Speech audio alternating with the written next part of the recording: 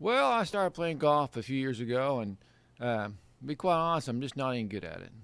So I started practicing, and now I've gotten better. I found that if I swing the club enough times, sooner or later, I'll hit that ball. But I'm still not any good at it.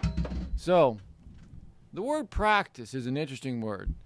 And we think of it today as something that you engage in to get better at a sport or something like that. But the original meaning of practice was to engage or pursue an occupation, a profession, or a skill.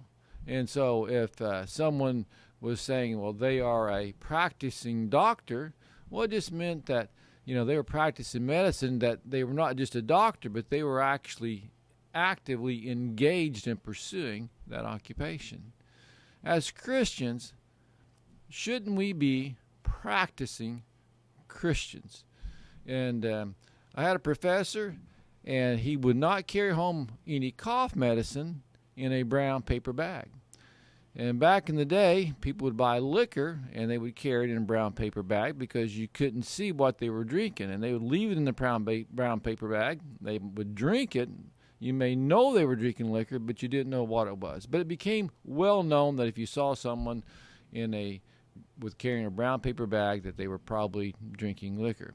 And so he said, I would not carry anything that looked like that home in a brown paper bag. I would just carry it without a bag. Because he said, I'm practicing 1 Thessalonians 5:22, which says to abstain from all appearance of evil, which makes sense.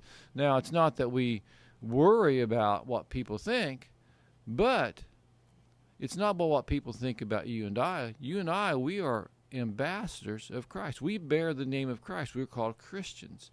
And so when we do something that's wrong, when we have the appearance of evil, well, it brings dishonor not to just us, but to the kingdom, to God, to Christ. And so, we're to engage our profession and practice what the Bible tells us.